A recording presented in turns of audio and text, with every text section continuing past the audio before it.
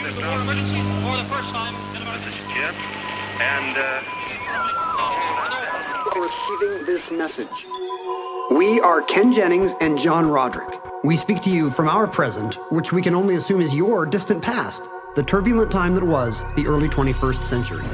Fearing the great cataclysm that will surely befall our civilization, we began this monumental reference of strange and obscure human knowledge. These recordings represent our attempt to compile and preserve wonders and esoterica that would otherwise be lost. So whether you're listening from an advanced civilization or have just reinvented the technology to decrypt our transmissions, this is our legacy to you. This is our time capsule. This is the Omnibus.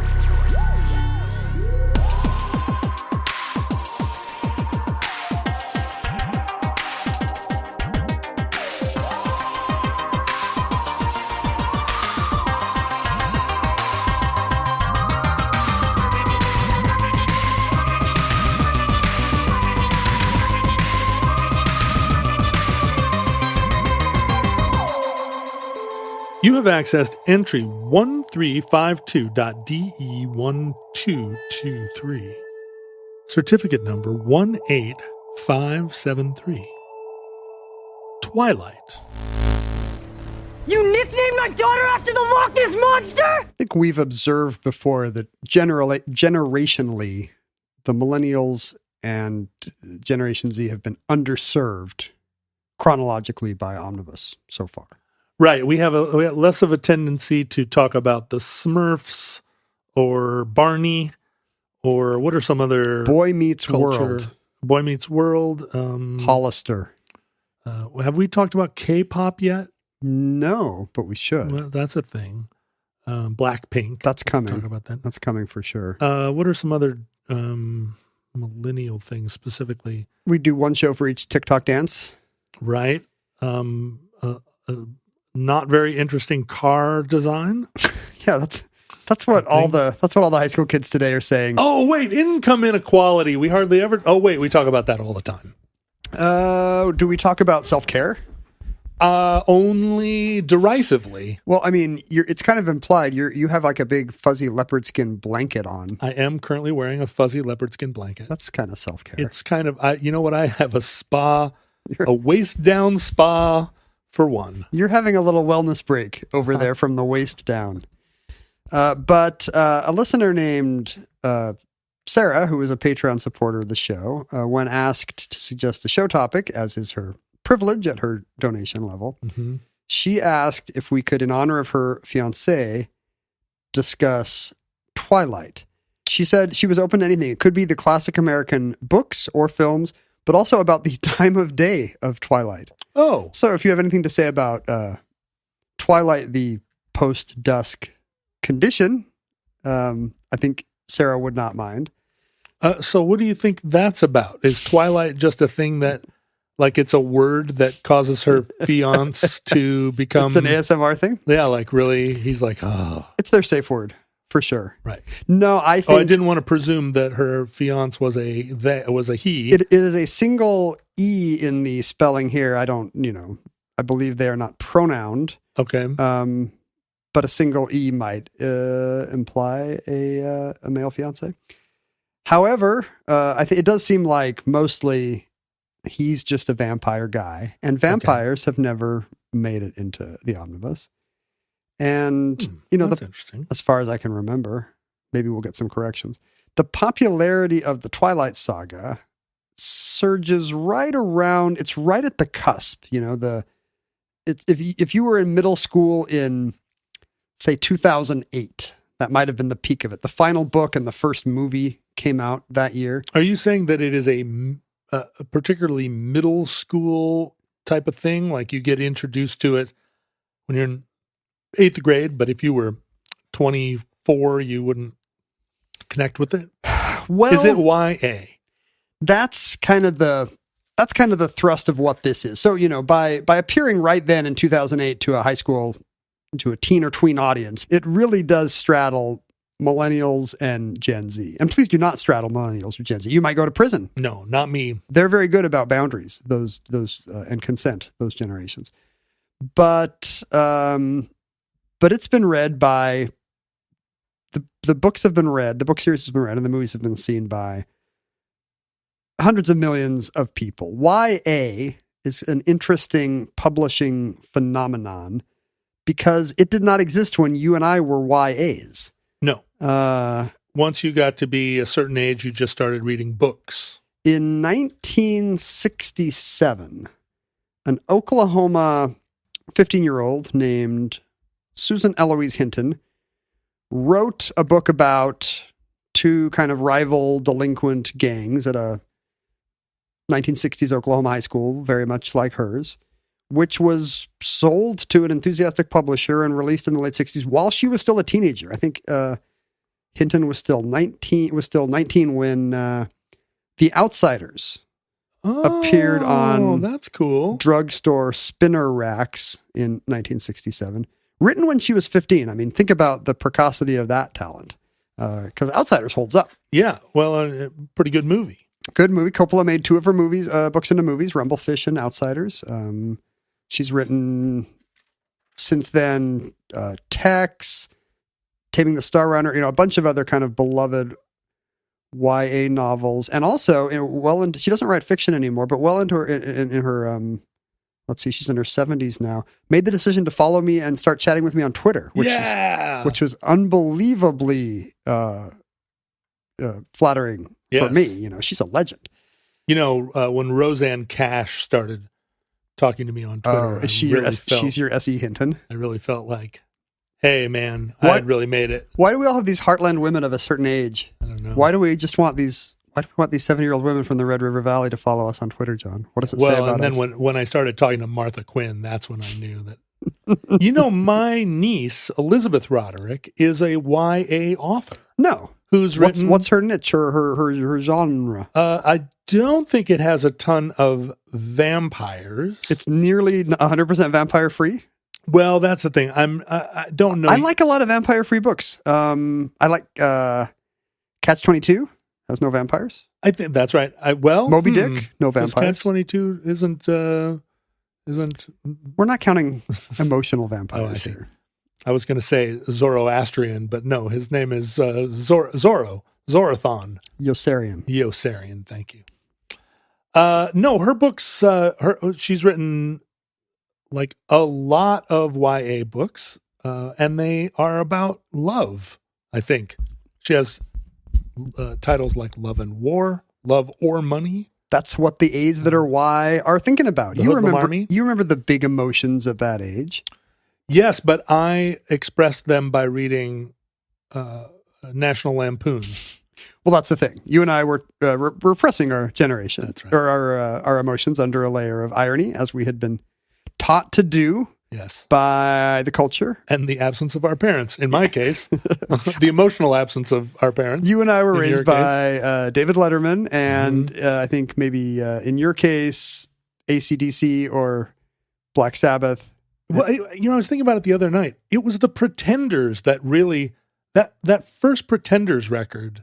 You were raised by the Pretenders. I think Chrissie Hynde played a large role in turning me into the man I am today. Why doesn't Chrissie Hynde follow us on Twitter? What a killer. Well, she had a much younger boyfriend a few years ago and brought him here on tour, and it was really crazy. She was definitely doing the catfish thing. Well, this is great news for me that Chrissie Hynde dates younger men. She still avails. Anyway, when Hinton wrote The Outsiders in 1967, it was not a big publishing hit in the kinds of places people were hoping that you would buy, in the drugstore spinner racks where they were hoping to sell a bunch of paperbacks. But her publisher noticed within a few years that sales were remarkably strong for a catalog title in high schools. Like teachers and librarians were continuing to make the book a perennial seller and actually teaching them to kids because, there have always been books about teens. They got tired of teaching Holden Caulfield over and over. That's the thing. When those books from the teen point of view would come out earlier in the 20th century than the 1970s, they were just adult fiction. And kids would often get assigned a separate piece or what was the one we just said? Catcher in the Catcher Rye. in the Rye or Carson McCullers. Right, A Hardest Lonely Hunter, Remember the Wedding. And you could go back further to Huckleberry Finn. It's funny now you think about the kind of books that got assigned to us in high schools. The educational institutions seem to have the feeling that teenagers would want to read about teenagers. Like, if we just give them Romeo and Juliet or Huck Finn, we can trick them into reading books because, man, these are people just my age. Do you remember first in hindsight, reading... that seems like an insane way. Like, teenagers don't want to read about other teenagers. No. We're surrounded by weird-smelling other teenagers at that age. Do you remember first reading A Confederacy of Dunces? How old were you? Ooh, not till college. Yeah, I got turned on to it in high school, and it felt exactly right. Well, A Hitchhiker's Guide to the Galaxy. Yeah. You develop a sense of humor, and then that's what you want. You want weird and funny, but there are no teenagers in. For me, that was Kurt Vonnegut. Yes. And a lot of these books, I feel like in hindsight, that you really, in adolescence, just speak to you and have a voice you've never heard before. And whether that's Salinger or Vonnegut or whatever you just said, John Kennedy Toole, is that his name? Please let it not be Ayn Rand. Yeah, exactly. All those are good things because it means you dodged that particular bullet. Yeah, Salinger, exactly. And you may have a girlfriend someday. You have to read Grapes of Wrath. I mean, you have to read Cannery Row. That's what I was kind of wondering, like, which of these books hold up? And because as an adult, I think when you go back to these books that are kind of either from the uncritical adolescent point of view or just have that kind of, ironic novelty that you might see in a Vonnegut or a Salinger novel, they don't really speak to the adult reader in the same way. And have you read Slaughterhouse-5 or anything like that in recent years? Have you gone back? I read some of his short stories not long ago, and I was just thinking, you know what? This was the perfect writer for 16-year-old Ken. Yeah. But I think, you used Cannery Row as an example. That's a book that I was assigned in high school that I think actually I would still read today. Catch-22 is another kind of, this blows your mind in the high school library, but I think also it works for adults. Yeah, although the movie doesn't work for anyone, but yeah, I'll ride for the movie. Wow, are you going to ride for the movie? Yeah, Okay. I mean, are you one of these it's a guys Mike Nichols, Art Garfunkel joint. Like, you got to watch it with carnal knowledge. Are you one of the ones that will sit and argue about that one tracking shot as all the airplanes go on? I do like that You're shot. Like, quite a bit. That's the only reason to watch the movie. It is insane that somebody gave Mike Nichols $20 million just because. On the strength of The Graduate and Virginia Woolf. And he somehow found like 13 B-25s that still somewhere flew. in Mexico or incredible. But yeah, all these books that we're talking about, I read in high school, right? There's not like by the time I was in college, they're good mind-opening first books. Right. Like, look, but books have a whole hidden world and maybe it overlaps with your world and creates it. When I suggest them, when I have put any of these books in front of my 12-year-old daughter, she does not yet have quite the sophistication to make sense out of Cannery Row. And she's almost there. Yeah. But there's just a kind of a worldliness, I think. I mean, even Hitchhiker's Guide, I think she's right on the verge, but a lot of that humor is referential, and a lot of it requires that you be just slightly more versed, I think. Well, there is whereas The Hobbit doesn't require that. Yeah, I mean, The Hobbit is often considered proto-YA just because it's perfect for that niche. But again, this idea that you would need a separate kind of book for teenagers just didn't exist. Now, how does Judy Blume play into this? Another huge pioneer. I guess we probably discussed this briefly when we did Flowers in the Attic recently in the Jillian Hill show. Yeah. Like those were, I mean, first of all, she was an author who wrote smart books for kids and the occasional smart book for adults. So you could have cross-pollination. You could be like, oh, the library has this Judy Blume book that I've never read about. Wait, it's called Forever and it's about an adult, and then suddenly you're off to the races. Right. Then you're reading Irma Bombeck. But also there seemed to be kind of a social contract. Bombeck. The rest of the show will be John trying to say Irma Bombeck. Bimbab. Nobody's going to believe you don't do drugs anymore. Bimbab. Bombeck. When I was really Biffer, Irma Bofer, and Bombeck. that's when I was doing drugs. So obviously it didn't imprint. That's probably not an overlap that many people have. Drugs and Irma Bombeck. Irma Bombeck. You yeah. know, my favorite book was Miss Manners' Guide to Impeccable Behavior at that time. I think you said so. Yeah, I'm going to do it. I'm going to do an episode on that. Why was I talking about this? Oh, there was kind of this unspoken contract in children's books that they would never have any kind of mature theme. Oh, reference to your menses? Right, exactly. So that would be the kind of thing that, you know, if there was anything puberty related in these books, you know, that's... And then there's just generations of books that kind of treat growing up in a normal way. You know, it's not like Island of the Blue Dolphins is not about growing up. It's not like the From the Mixed Up Files of Mrs. Basley Frankweiler is not about growing up. But there was just this accepted thing that children's literature for 100 years would be kind of devoid of the cares of the adult world. And that includes anything even adjacent to sexuality. Right. Whereas when you're a teenager, what are you most interested in every hour of every day? You know, there's nothing more important. So there was this obvious market gulf where the kids are maybe not quite old enough to just start paging through their parents' paperbacks and find anything that actually interests them. But at the same time, the one kissing scene in every Spencer for Hire paperback. This seems like a very specific memory that maybe you need to tell us more about. But yeah, exactly. The books kind of forbidden adult books on a shelf. At first they're boring. Then there's something, they represent maturity, but also, when you find those parts, there's something a little tantalizing. Yeah. I think for my Spencer for Hire might have been the Empire Strikes Back novelization because there's kissing in it. Between Luke and Leia? Because that's even more of an education. No. If you've seen Empire Strikes Back, you know it would be Han and Leia. Have I seen Empire Strikes in the Millennium Falcon Back? with the wrench. But the book has a very kind of... Is that what he called it? Is that a wrench in your vest? It's the book has kind of a flowery purple prose. You know, whoever the pulp and comics author who wrote it, I know who it is. It's Donald F. Glutt, who wrote the novelization, has kind of a flowery romantic description of their first kiss.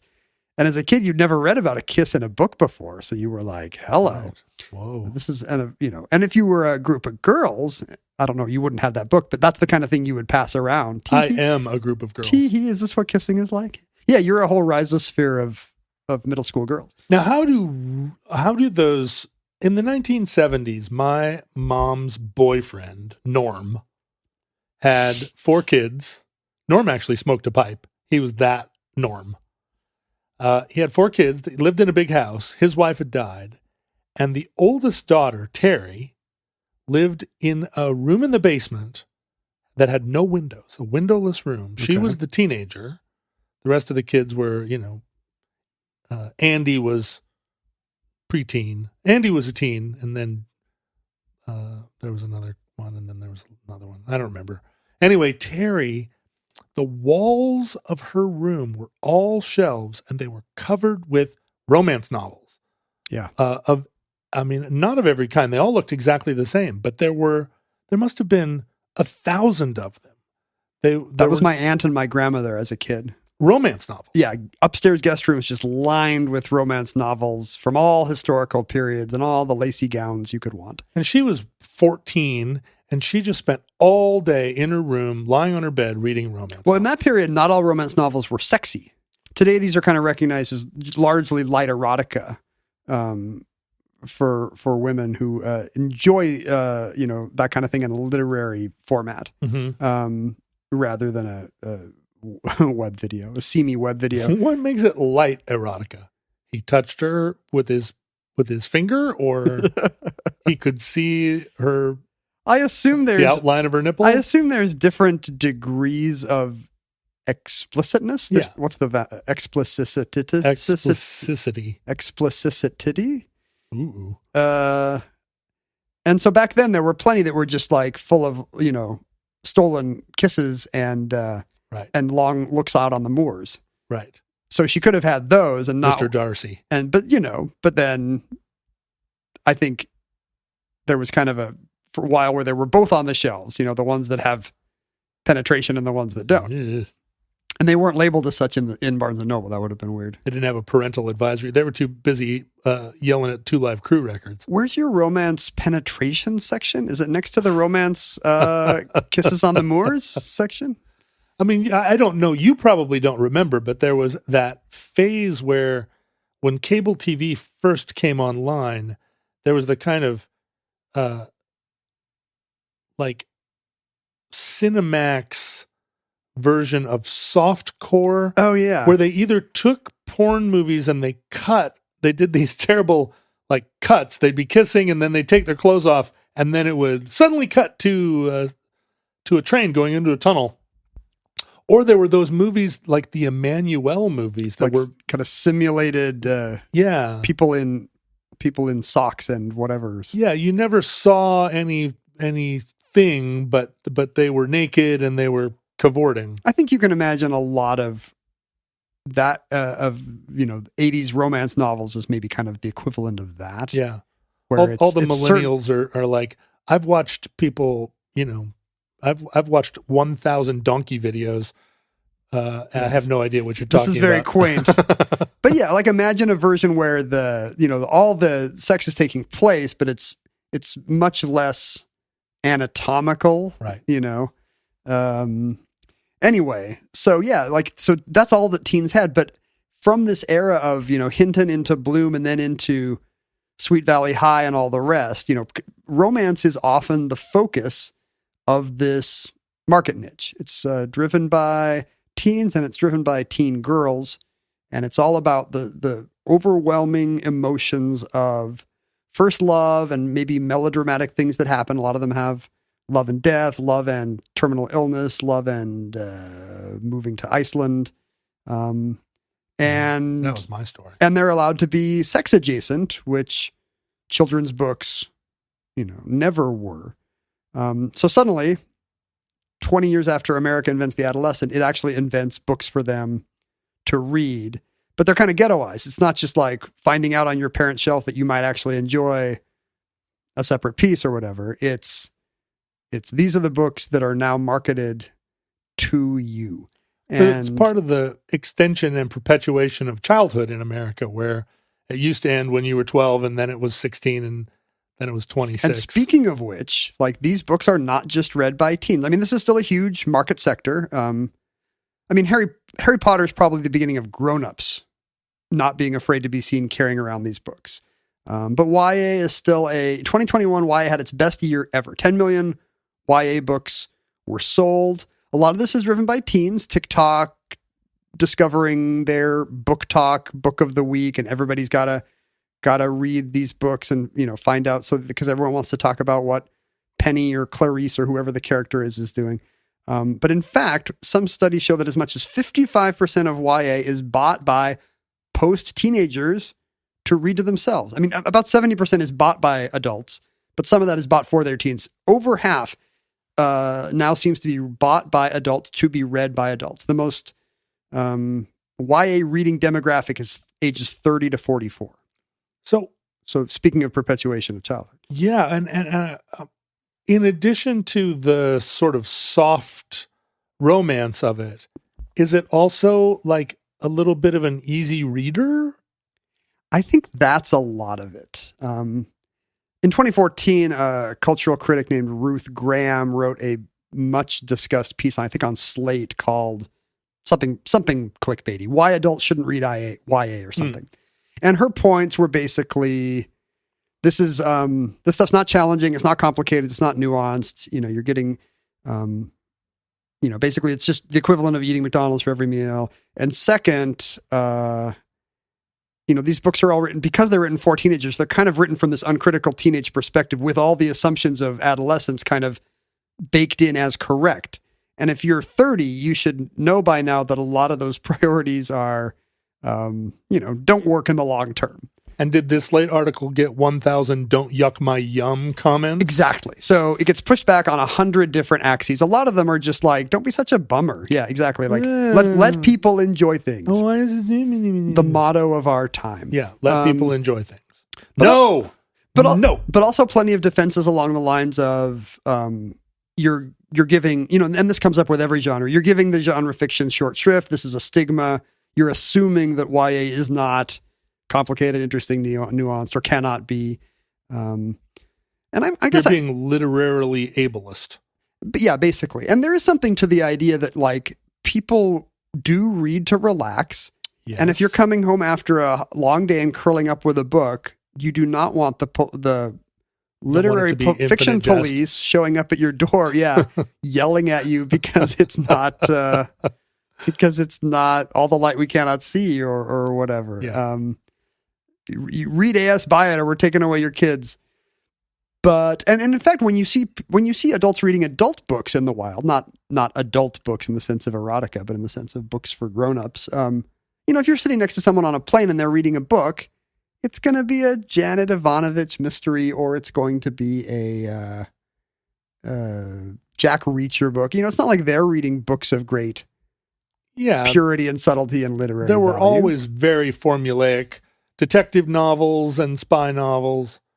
But there used to be a lot of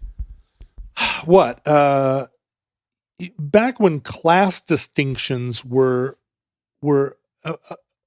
like arranged as a very clear hierarchy. That included literature, yeah. Yeah, there was a kind of aspirational triangle where the people that read the Times book review, the London Times book supplement, sat higher up on the hierarchy than the people that were reading Salinger, or like there was Faulkner and then there was Vonnegut. It was arranged hierarchically, and just like classical music, jazz, rock and roll, and country, you tried to work in order to aspire to a higher station. And I think in recent times there's so much anti-classism, so much association of classism with all of its worst aspects. Well, and to further that point, I think there's a lot of sense that when you look back retroactively, you see a lot of those class distinctions collapsing because the merit of the books turned out to be not related to their perceived respectability. Right. Like it turns out that all the common people reading Dickens were right, and all the rich people reading some now forgotten sentimental epistolary novel were wrong.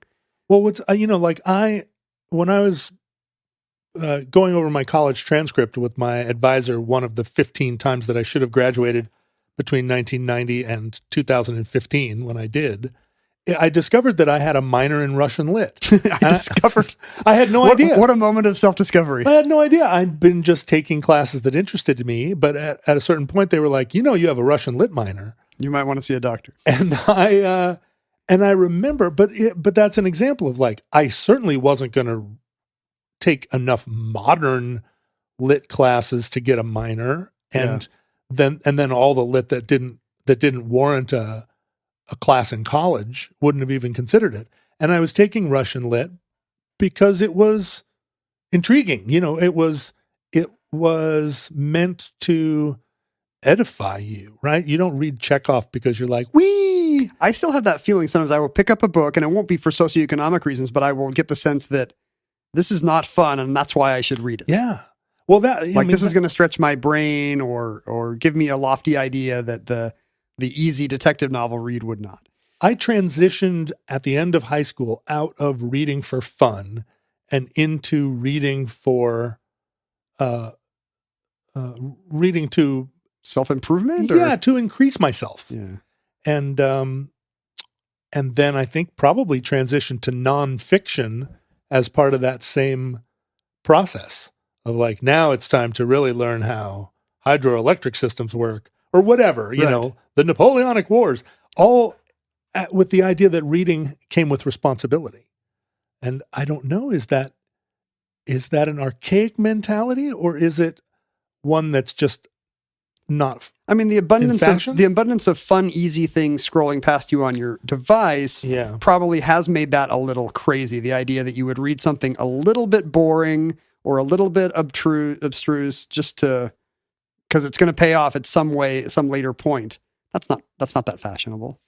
And I think that's why I do have some sympathy for the Ruth Graham idea that maybe you shouldn't read just YA. That maybe that's a bit of a warning sign if you're a 46-year-old and all you're doing is reading novels written for 17-year-olds about paranormal kissing ghosts. Well, it's the same with film. It's the same with anything, right? If you're only watching Marvel sequels, or I think maybe only rewatching things that you know you already like, right. You're not. What is it? What are we trying to say? Living your fullest life? But do you believe in this idea of guilty pleasures? Like, is there something wrong with somebody just going down a 90-Day Fiancé rabbit hole? No, not at all. If it's really good, is it a guilty pleasure? I'll sit and eat 14 Reese's peanut butter cups before I need to go take a bath. So no, guilty pleasures, I'm all about them, but they're measured, you balance them out. Yeah, I've kind of had the same idea, and maybe that's just an old-fashioned Protestant idea that's gone, that you should ever feel like, well, you wake up and put on a hair shirt. Yeah, this is a little, 9 day, this Below Decks marathon is a bit much. I'll go read some Schopenhauer before bed. I just started rewatching Game of Thrones, and prior to this, I only ever rewatched 30 Rock because 30 Rock filled me with such unmitigated joy that I went and rewatched it all again immediately after ending my first watch. And I felt so bad until I realized that 30 Rock was the essence of a guilty pleasure for me. Nothing made me come down at the end of a day and forget my problems more than watching Liz Lemon try and navigate her silly little world. And I've just started rewatching Game of Thrones and realizing that show is really good. Every episode of it is really good. It's really engaging. It's not turning me into a genius. I just really like it. But if you admire the level of craft and the way the writing and all the stories intertwine, I mean, it's quite an accomplishment. It's not just appealing to some, base gossipy drive the way a reality show might. I mean, there is some sense of craft and construction to it. But it feels guilty. It's swords and sorcery. I get it. But it does seem like that's what happened with YA. Harry Potter was the first of these mega series that adults would carry around. And those are really kind of tightly plotted little mysteries with clues and well-developed little, kind of a Dickensian cast of supporting characters. Did you read all those straight through? I've read every Harry Potter book. And at the time, I was reading them when they came out at the time. My mom was an elementary school librarian, so I was kind of an early adopter. And I was reading those in the late 90s, whenever the first 3 or so came out in the US. But when those became a mega phenomenon, suddenly every publisher is chasing the new series that you can place in every library and every kid is going to want, but also, the kids are going to spend all summer reading, but that also their parents are going to be passing around and talking about. And they're turf parents. And that kind of, exactly. And they don't have to be turf parents, but that gave us the world we have today where Hunger Games and Maze Runner, and as we're going to discuss today, Twilight, were kind of the biggest media properties for about a decade.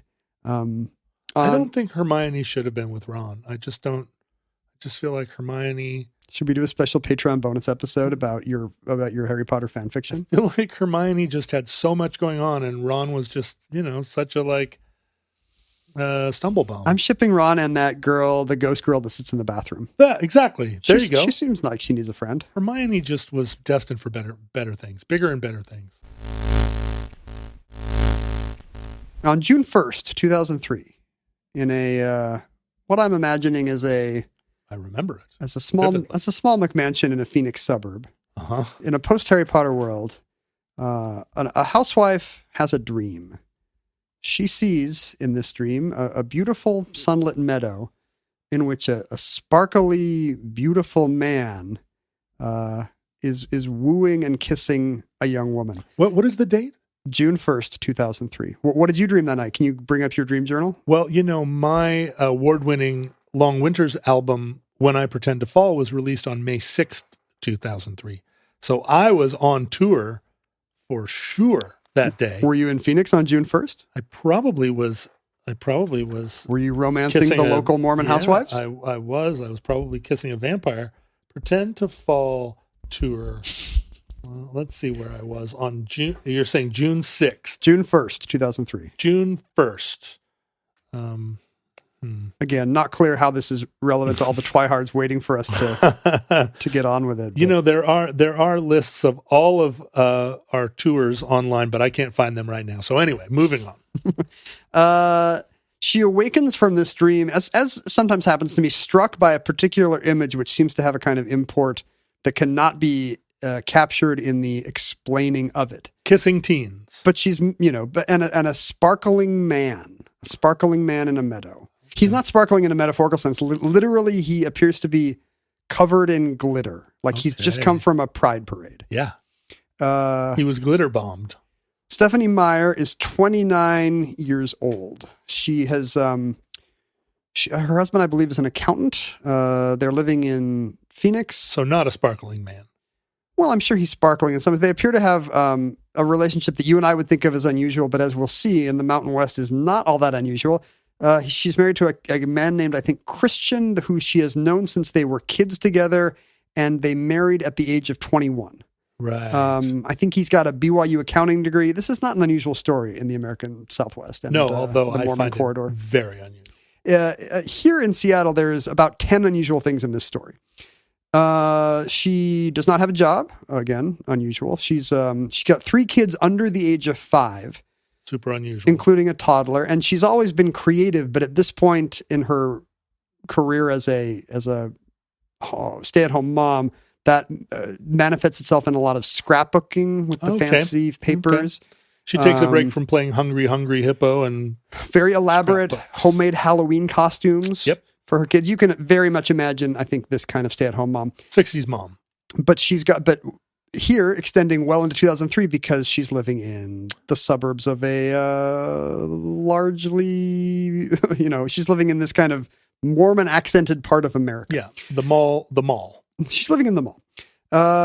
And she cannot leave this dream behind. And it appears to have just, in her subsequent retellings and mythologizing, it appears to have just lit this creative fire in her where she suddenly has to unearth the story of who this mysterious sparkling man is. She's never written before. Not that much. I believe she must have some kind of, it sounds like fan fiction. So maybe she leaves out of the story all of the X-Files, Mulder Scully / she's writing online. Yeah. We do know she's in a writer's group. Okay. But it appears to be just kind of other moms of similar stature who have an idea for Hallmark cards or a book of Irma Bombeck like Suburban Adventures. Yeah, scrapbooking of another kind. Or fanfic. Yeah, exactly. That's well put. And I don't want to be dismissive. I don't want to be dismissive or reductive of any of this because, as we all know, what she writes just turns out to be catnip for just tens of millions of people. But it's interesting that it's not calculated. It's not a, what are the kids like? Vampires. She just got hit by lightning. She has an image and she's got to get it. So get it out. So for months, she spends the whole summer, dandling a baby on one knee and typing one-handed on a desktop computer or whatever it is. Oh, I wish I had 1/100th of that inspiration. I know. To be a 29-year-old again. And the story just kind of pours out of her in a cascade, answering the question of who this is. And because she's in this writers group online, she knows what you do when you have a manuscript. You find an agent. Yeah. And, some of these women have kind of friend of a friend type connections. So she's able to send out a manuscript of her vampire book, of her kind of unusual vampire book, to 15 different online agents who accept that kind of thing over the transom online. And one of them is actually interested. She gets a nibble from an agent who says, who probably sees what you and I can see in hindsight, which is in the post-Harry Potter world, a lot of publishers are going to be chasing this kind of unput-downable series. And within a few months, she has a 3-book deal with Little Brown for $750,000. What? Like, this is not just we'll take a flyer on this. It's a bidding war because a bunch of publishers are thinking, what if this is the next Harry Potter? How did it get in front of them all so fast? I mean, this agent must have either been superhuman or they all were having lunch together at I've told you the story of how the Harvey Danger record became a #1 smash. Mm-hmm. It was Marco Collins, the program director at 107.7 The End here in Seattle, got this demo tape from local band Harvey Danger, and he really loved the song Flagpole Sitta, and he played it and got a bunch of requests. So he played it an hour later, got a bunch of requests, and then the following day went to a convention of radio program directors in Las Vegas, where 600 of them sat in a big room, and at the end, somebody was like, well, who's got a song that is doing good? And he had a story. He was like, oh, I got one that's blowing up the charts yesterday. Well, I think publishing is still a small enough world that if one house hears, hey, this other house is actually, you saw that letter that went out from some small agency. I hear that, this Simon & Schuster imprint is actually really serious about this. And then, well, we should take a look at that. You don't want to get left behind. And so I think the fact that she had eight firms bidding for the book is just kind of the way publishing works. $700,000. I know. And, it's for a 3-book deal. She still has to write sequels to it. But were the terms of the deal good, or are all book deals exactly the same? I think you get an advance, but... Yeah, I think the kind of rights you retain versus I think that's all pretty standard. I think all you need to know is that number, and that's an insane number for even a successful writer to get for a... Right. 4%. Right. Like I'm happy to get a much lower 6-figure advance than that. Like I would be happy, I'm happy with a 5-figure advance, and I'm a moderately successful mid-list writer. But this is a first-time writer. Wow. The books, of course, turn out to be the 4-book Twilight series, which has since sold 100 million copies. In the year 2009, again, kind of the peak of the kids in their Abercrombie in the middle and high school is just poring over these books and can't read them fast enough. That's the thing. At that age, you care about things so deeply that whatever the book is you're passionate about, you love to death, and you tell your friends, and suddenly that's the kind of domino effect that a publisher would love to harness. In 2009, the 2 most commonly given American baby names were Jacob and Bella. The names of Isabella, the names of the 2 of the protagonists of the series. Let me ask you. Yes. Have you ever read a Twilight book? I have never read a Twilight. I was going to say I've never seen one of the movies, and that's not true. I watched at least 1 or 2 of them with the homegrown mystery science theaterization you can do. You sync up the comedians telling the jokes, and you can basically MST3KIs. There's a few outfits that do this. Oh, wow. I guess I've never heard of that. Yeah, the bunch of the former Mystery Science Theater guys now put out these accompanying tracks so that you cue it up with your DVD, and then... Oh. And we play I think Dark Side of the Moon while they're doing it? Do you feel like you could sum up the accounts of the plot particulars of the Twilight saga? No. I know that it took place in Forks, Washington. Yes. And I know that there are werewolves and vampires and straights and... Confusingly, no Frankensteins. No Frankenstein. I always thought that would be funny if this new girl shows up at this high school and it turns out that the Warren cliques are vampires and werewolves, but also there's like a group of Frankensteins from up in Port Angeles that are always shambling around the school. And my understanding is it was set in Forks because it's cloudy all the time, and that allows the vampires to walk outside during the day. Now, yeah, and this brings up an interesting point, which is often mentioned in conjunction with this vampire mega hit, which is the vampires do not act like the traditional vampires of folklore. The vampires in the Twilight world can be out in the sun. They just sparkle, as per her dream. And so that would blow their cover. So what they have done is they have sought the cloudiest places on Earth to live. And Stephanie Meyer had never been to Forks, but she had seen that it was like the rainiest spot in the U.S. As you and I know, it's out by the Olympic National Forest, the Hoh Rainforest. It's got a couple of good hamburger joints. One of the few temperate rainforests on Earth. We'll talk more about Forks in a minute because that's our local Pacific Northwest hook here. But she went there a year later with her sister, I think after the book had been written and possibly sold, and was delighted. She was like, this is exactly or so she says, this is the vibe I wanted. Right. But at the time she wrote it, she'd never been anywhere near there. She was from sunny Phoenix, the spiritual opposite of Forks, Washington. The vampires can eat. They have no susceptibility to garlic, for example, or silver. Their reflections show up in mirrors. What if you point a cross at them? don't know if crucifixes come into it, although religion will later. But do they still need to drink the blood of a virgin? This also diverges from most vampire lore. The sympathetic vampires in the book have decided to become ethical, kind of the PETA equivalent of vampires, and they're only going to live on animal blood, which is a real. That works. It's the equivalent of becoming a vegan to us. It's a shallow, awful life, but you're doing the right thing. And it doesn't give them the soul sustenance that human blood does. No, and other evil vampires worldwide are continuing their reign of biting and vampirizing, terrorizing locals. We only know the only good vampires appear to be this little coven in Forks, Washington, who call themselves. They pose as a family. They're all frozen at a young age. In common with other vampire myth, the Twilight vampires become ageless and unchanging at the age at which they were bitten and became vampires. Right. They're immortal, effectively. And because this young coven of vampires were all plausibly high school aged, they just pose as high school students, as a family called the Cullens. There's another... Nobody notices that they don't graduate every 4 years? They move around a lot.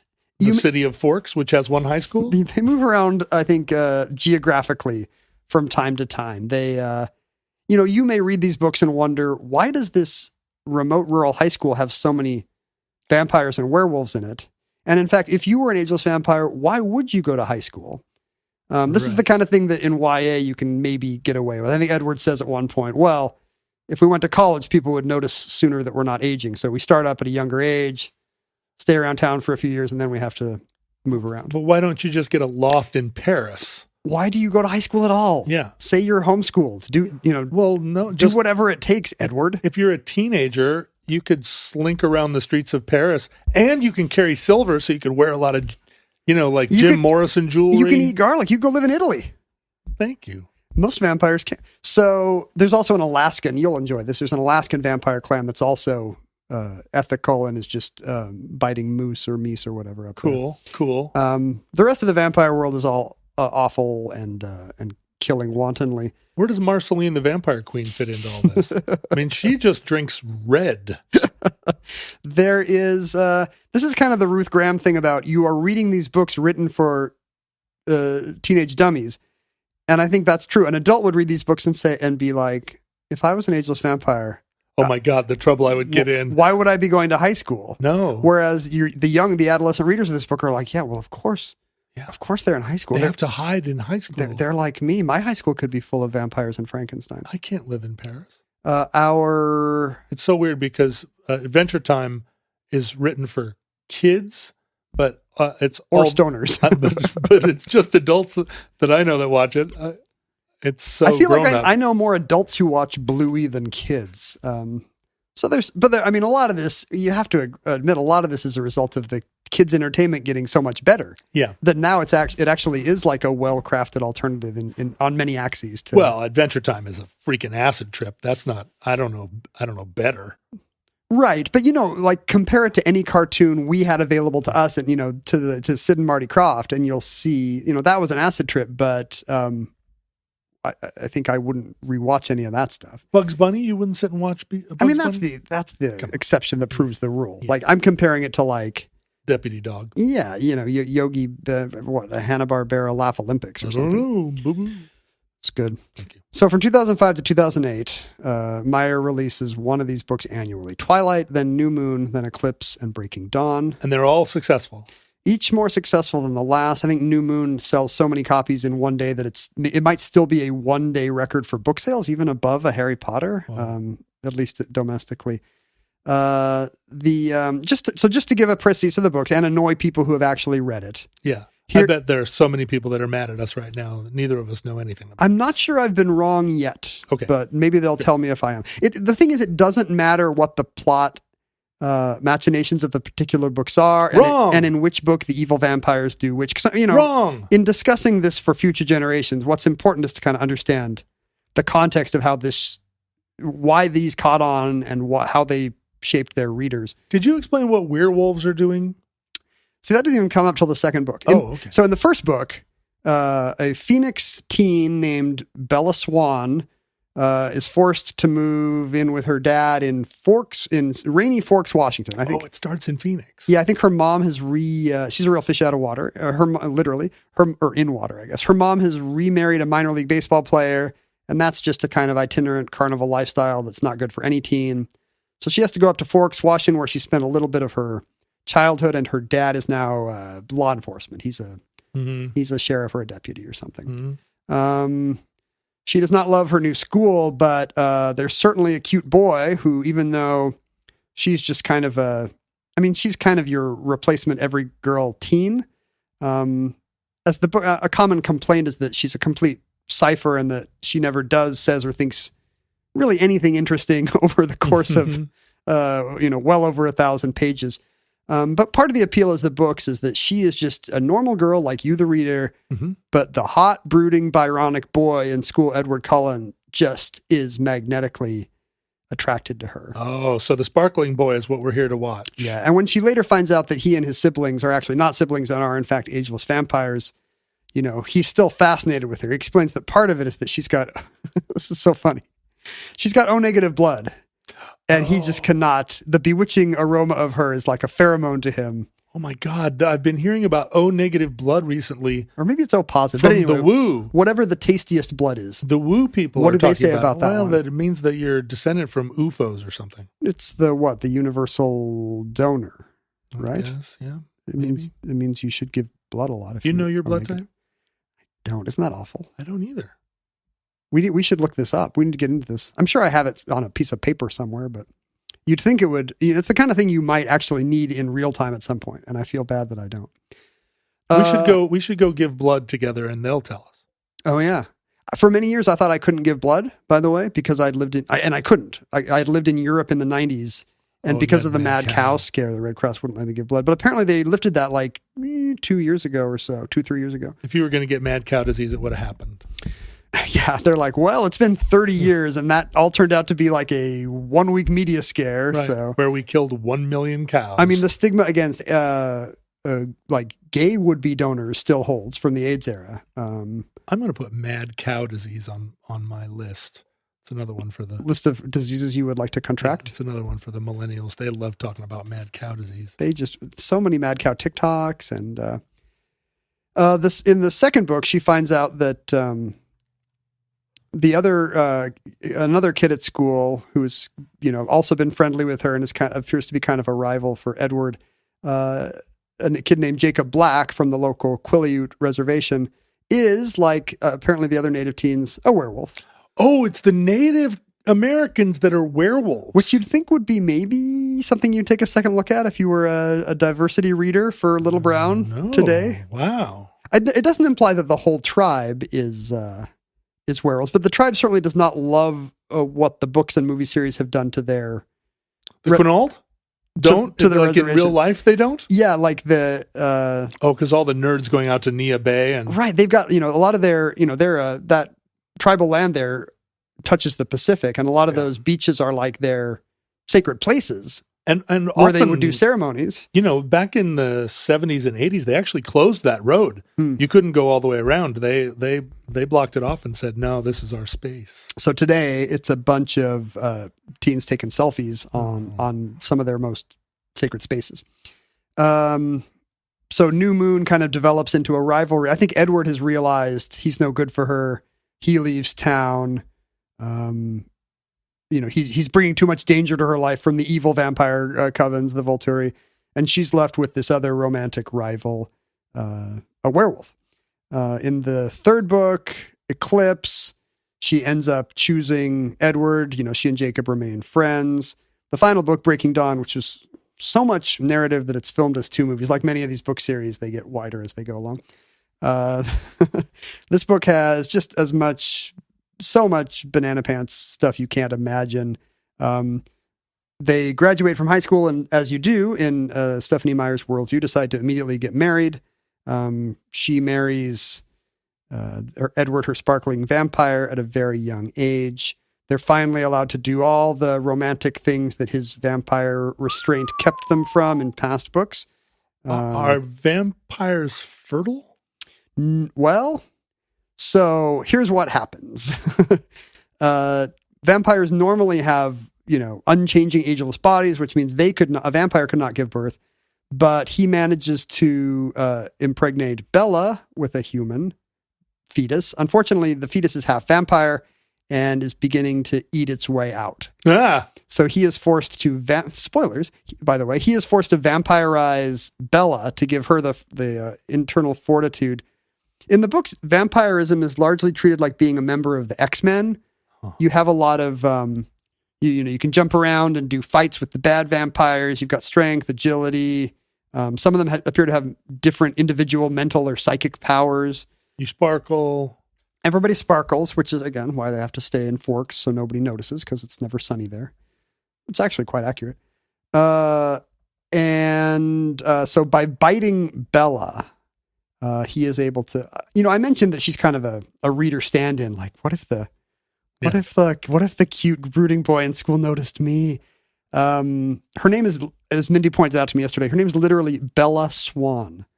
Beautiful swan. Oh. She's an ugly duckling, maybe, but Edward sees the beautiful swan, doesn't he? Oh, beautiful swan. Unfortunately, he puts like a vampire baby in the beautiful swan, trying to eat its way out. He vampirizes her to make her resistant to its chomping, even though the vampires don't have fangs. I don't know what's up. But vampires can't have babies, so does she's still growing the vampire baby? Yeah, no, I guess it's a once loophole. It's in there. Once it's in there. She is able to bring the baby is born. She's super happy as a teen mom now. Every teen mom super happy. She's got a baby that they name hilariously Renesmee. It's like a combination of Renee and Esme. Sure, just a normal name in Forks, Washington. Renesmee. Tell me you're from a Mormon suburb without telling me you're from a Mormon suburb. You think Renesmee is a good baby name. And then I think that, I don't know, at this point I should stop speculating. They live happily ever after. Renesmee may get aged up supernaturally faster, but in any case, Jacob, her brooding werewolf ex, who did not get Bella, werewolves, I think, mate by imprinting. And he realizes that he imprinted prematurely on Bella. What he actually sensed was that he is destined to marry her baby. So her high school boyfriend is pitching woo to her infant daughter. It's crazy pants. Again, if this were not written for 15-year-old girls, you'd wonder why it existed. And yet, but vampires are frozen in the moment that they became vampires. So why is Renesmee not always a one-day-old infant? Well, remember, she's half human. This is the Spock thing. Gotcha. For plot purposes, she can be human when convenient. Does she sparkle? And vampire when convenient. I bet she does. But just a little. I bet she does. Again, the specific incidents of how they take out the evil vampire coven in the final confrontation, not super interesting, but the books apparently are written in a kind of if you look at, I looked at some of it last night, and it's not, the prose is often poo-pooed by critics. It's, what would you say? Straightforward and unadorned at best, or it's serviceable at best, and kind of awkward and typed rather than written. I guess that would be the snobbish way to put it. Yes, and plenty of critics have objected to the books on those grounds, that it's there's lots of kind of florid gothic. She's always swooning and gasping and jolting awake from nightmares and heaving. Is there some heaving? It's what you'd expect from somebody who came up on chaste romance novels and the chaster kinds of fan fiction. But apparently she just has some genius for plotting, where this story that rolled out of her also has the same effect on the reader. You are propelled through all this incident, not with lots of kind of cool, complicated side characters and backstory like a Harry Potter book or possibly the wide canvas of Hunger Games, but really just laser focused on this weird gothic fever dream that really puts the reader in that time, place, emotional universe and makes the books unputdownable. Now, did all 4 of them get made into movies? Yeah, in fact, they were made into 5 movies because they split up the second book, as I believe Harry Potter and Hunger Games both did. And were they successful movies? Uber successful movies. largely on the strength of the built-in book audience, some of which were now older. The movies came out kind of in a 4-year gap from their corresponding book. So you now have an older audience dragging boyfriend to it, for example, or, maybe second husband in the case of new boyfriend in the case of the adult readers. And so does she now live in a 7-sided lighthouse made of dreams? Or is she like living in a mall community in Phoenix still? I believe she still lives in Phoenix. But yes, she has made untold wealth from these addictive YA paranormal books, which have these kind of glossy black and red covers so that you can immediately see them and think, that's it. That's my vibe. They have changed the town of Forks, Washington. It was a kind of a dying logging town in the 90s. I don't know when you first went to Forks. I actually hadn't been out to the peninsula as a kid. I went for the first time maybe a decade ago. I would still describe it as a dying logging town. So that's the thing. So when the industry went away, they pivoted to Olympic National Park tourism, and that apparently was good for 2,000 visitors a year. Yeah, right. That was the number of people that were prepared to actually do all that hard work. Because you can get to the whole rainforest without stopping in Forks. I think you'd have to want to be going to some of those, to Rialto or if you came down from the north. First or Second Beach or whatever. And when the Forks books came out, suddenly it was the equivalent of every kid that was begging their parents to go to Disneyland in 1958. Oh, right. It's all these kids that are like, we have to go to all these girls with lace fingerless gloves. Right. They need to see the real Forks. And the town saw the writing on the wall and thought, we can save our town, because it's boarded up. Yeah. It's boarded up convenience stores and stuff. And now, do they all put glitter on in the morning? They went from 2,000 visitors a year to 70,000 visitors. Whoa! At the peak of Twilight Mania. They very cannily set up organized tours. They started to get memorabilia from the filming of the movies so they could display, here's the costume that Robert Pattinson wore. You can see the tag. Oh, and again, the movies were powered by the two leads, the Bella and the Edward, actually having a real life romance. Oh, I didn't know that. Yeah, Robert Pattinson dated Kristen Stewart for many years, so it became tabloid fodder. Again, more license for adults to follow teen paranormal romance. And the town of Forks ate it up. They have a visitor center where you can see real stuff. But every business now, the liquor store is now, the wine store is now Werewolf Wine or whatever. And by the time I first drove through it was already like this. And it still kind of had I think they've kind of plateaued at 40,000 visitors annually. So it's still enough to keep the town on a lifeline, but it's still a really off the beaten path, end of the road kind of a place. It's a long way to go. It's a long way from anywhere, even from Port Angeles. From Tipperary, especially a long way. It's extremely far from Tipperary. It's very far from Point Nemo in the center of the South Pacific Ocean. I read a business case study of how the public-private kind of partnerships that led to this, and the Dracula, the vampire signs up on everything. And the conclusion really was that, the local business owners who had access to bank loans made out really well and saved the town. But it was kind of a rich get richer, poor get poor kind of a thing where there's a lot of poverty and deprivation in that part of the peninsula. It's near reservation land, with all the, kind of the challenges that implies. They were smart to take advantage rather than turn their backs. Although my experience of Forks now is that a lot of businesses have like separate doors that locals can go in and get. Oh, is that right? Get faster service kind of thing. Like if you have to put your hand under the thing and see if it glitters. Yeah, there's a general kind of cut the line thing for locals. I would say a lot of vacation towns have that vibe. Yeah, but it's very overt out there because you can just tell who's from there, right? The town itself is so small. You don't have to put up signs like, have you read Twilight? Yeah. If so, go in the long line. Yeah, if you walk in and you're wearing a Filson shirt, it's pretty, it's like, oh, you're from here, or at least from around here. It's to the degree that if you look up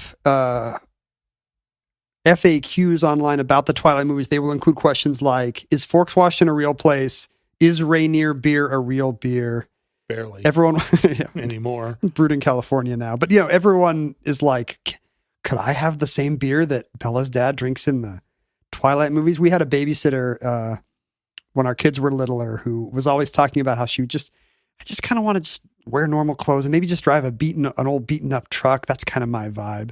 And Mindy immediately was like, oh, so you're reading Twilight. She could see that the kids starting to imprint themselves on Northwest Life. Bella Swan as a tastemaker, and all her particular choices would be reflected in their lives, even for these Seattle kids. This here says Kristen Stewart was, in 2012, the highest paid actress in the world. Wow.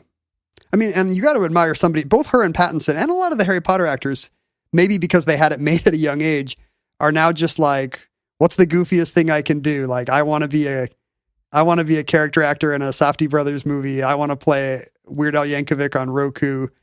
All these actors are kind of eschewing their movie star status and making really interesting movies. It's been like, now that it's been a decade or two since Twilight, there's been a lot of kind of retrospective looking back at the phenomenon of the books and the adult appeal of the books. And a lot of the criticism then and now revolved around the seemingly pretty overt conservative ideology. Oh. The Twilight books are not particularly woke. Let's put it that way. I would like to point out that Stephenie Meyer spells her first name Stephennie. It's not Stephanie, it's Stephenie. These are the kind of unusual spellings that you would not blink at if we were recording the show in Blackfoot, Idaho, or possibly even other kind of conservative parts of America. Maybe there's similar phenomena in Terre Haute, Indiana. I don't know. Why? What's the matter with you? Normals, irregulars. A lot of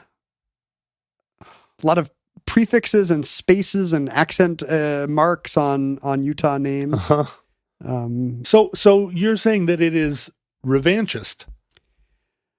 It's easy to make the argument, especially because they had a punching bag, and it wasn't just an unintentional, possibly. It didn't just seem to be possibly an unintentionally regressive ideology in the book. You could actually say, "Oh, the author is not exactly an icon of feminism. A suburban Phoenix Mormon housewife." So when you read about the gender roles in the books are pretty obvious. This stuff is not hidden. Again, Bella appears to have very little agency, except that what's interesting about her is that a boy is very into her, and that appears to make her life suddenly dazzlingly, wildly full of emotion and incident. She's just kind of a submissive, love-struck kid, and the two of them kind of have what we would call today as a toxic or codependent relationship between her and this older, 100 years older almost, kind of predatory and even abusive boy. If you look at the 15 "Am I in an abusive relationship?" questions released by the National Domestic Whatever Hotline, you will find that Bella and Edward's relationship appears to meet all 15 of them. He gets mad and punches through walls, and and it doesn't mean that the books bites her and sucks her blood. Turns her into a vampire. Yeah. Well, no, he's full of restraint. That's part of we'll get into that in a second. The books are but before I get to that, just the idea that, this is as old as literature, these kind of brooding Heathcliffian men. Right. But in this case, particularly, him punching through walls because he just loves her so much, but he can't have her, or, I think he throws her through a glass table at some point, It's not what you might want your daughter modeling her idea of romance on. Right. But again, that's not a marker of, how many, I don't know if Pride and Prejudice or any of the Bronte novels would hold up either. Well, and from what I understand, all relationships now are toxic. Is there any relationship between two people that can't be described as toxic in one way or another? What's the definition? Other than you and Mindy. You just got to set valid boundaries.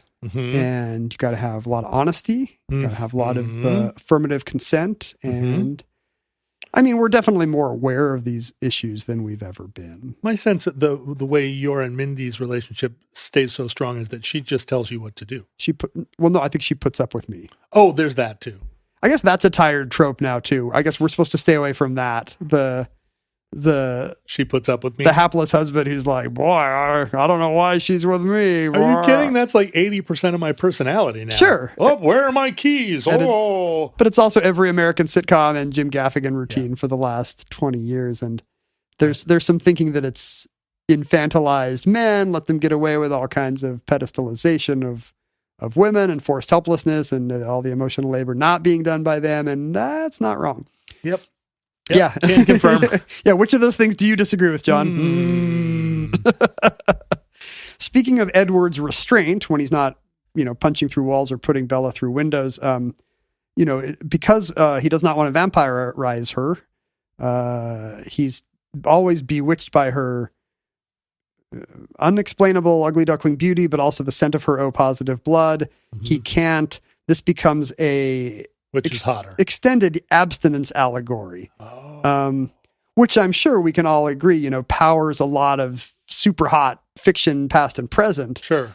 But, if it's coming from, again, a religious housewife, it's very easy to paint as kind of a regressive view of sex and, not the kind of thing we want to lead with teens is,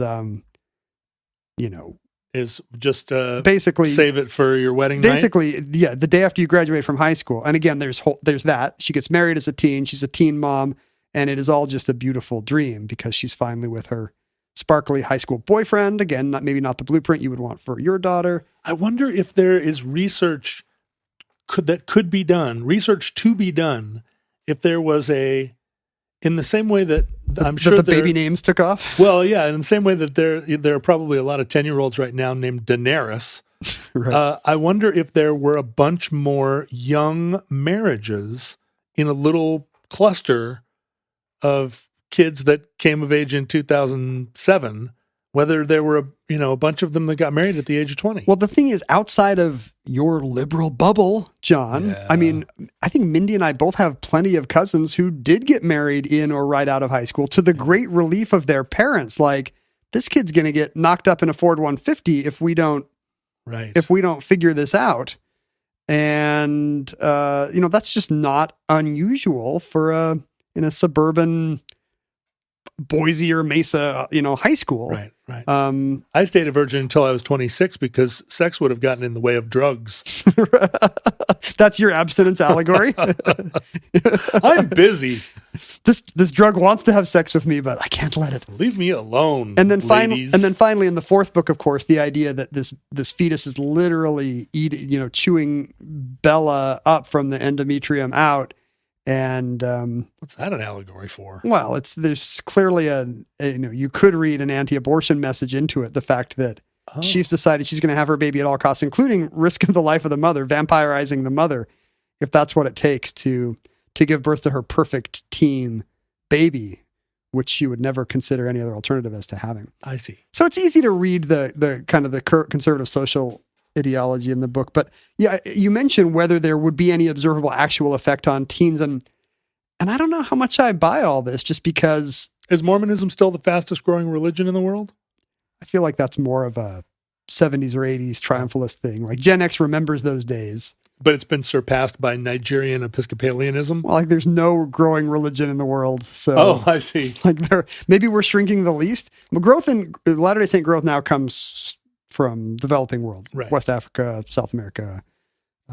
It is the opposite of growing, I think, stateside and in Western Europe. In stateside, it seems like Christian nationalism is growing really fast, or maybe we're just seeing them now. Does that count as a religion?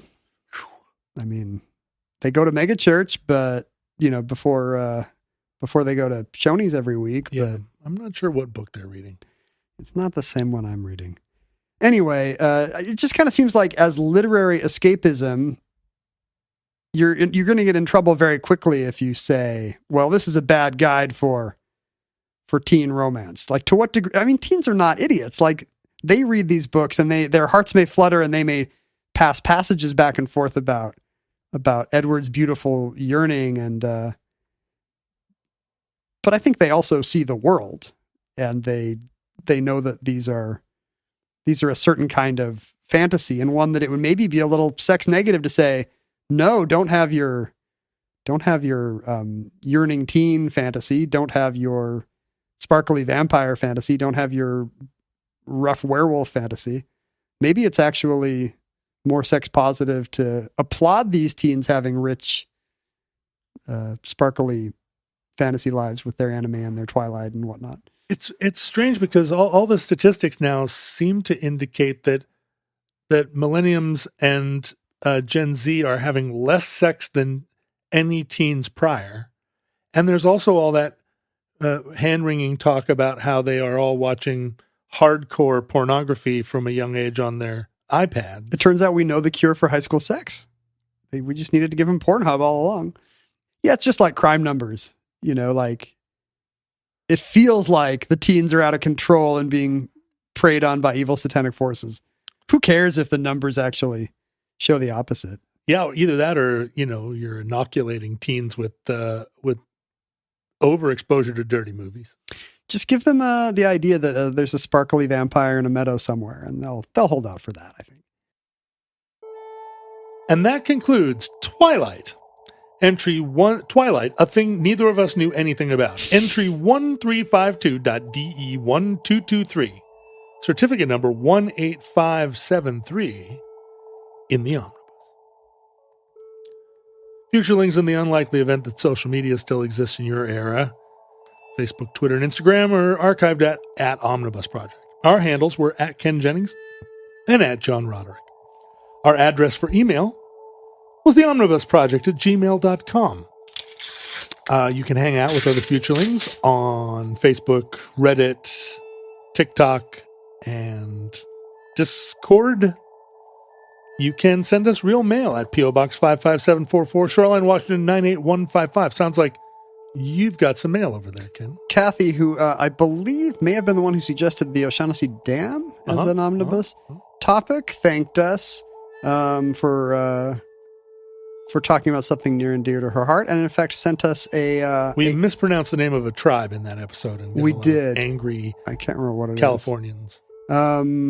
But she sent us a card from the Restore Hetch Hetchy consortium, nice, of some kind, that appears to have not just a watercolor of the Hetch Hetchy Valley and reservoir on the back, but a poem. Should I read the poem? Do. It has been 100 years that my heart was buried in the still water. Every evening at sunset, I see 1,000 cranes rise from the reservoir, and on their wings the valley empties. In the morning, the bears dream of their... Oh, the dream is a verb here. In the morning, the bears dream of their return with sapphire eyes uncut on salmon's tooth. In 1,000 years, the liquid granite will begin to forget the thirst strains, marring the holy bowl across the outstretched song of the river, beneath the arboreal pulse of the restored place that was meant for sky, not flood. Meant for sky, not flood, John. Restore the Hetch Hetchy Valley. Hear, hear. Thank you, Kathy. If you are not going to send any money to restore the Hetch Hetchy Valley, or even if you are, please consider giving a little bit to patreon.com/omnibus project to help us keep this show on the road. Like Sarah did today in suggesting this very topic. Thank you, Sarah. Listeners, from our vantage point in your distant past, we have no idea how long our civilization survived. We hope and pray that the catastrophe we fear may never come, but if the worst comes soon, this recording, like all our recordings, may be our final word. Boy, what if our last show is about the Twilight Saga? Possible. Anything's possible. If Providence allows, we hope to be back with you soon for another entry, which might be about the Maze Runner in the Omnibus.